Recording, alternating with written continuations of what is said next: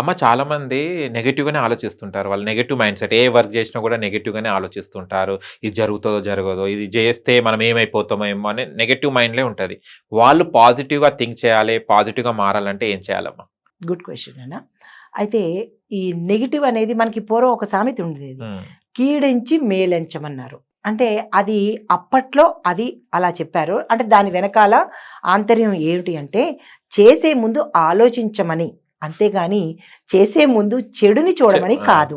అది ఎలాగా రాను రాను రాను ఏమైందంటే కీడెంచి మేలెంచు అని అది కంటిన్యూ అయిపోయింది. కంటిన్యూ అయిపోయింది. కానీ దాని అంతరార్థం ఏంటంటే చేసే ముందు ఏ పని చేసినా 1, 2 సార్లు ఆలోచించి డూస్ అండ్ డోంట్స్ అంటే ఈ పని చేయడం వల్ల మనకొచ్చే లాభం ఏమిటి?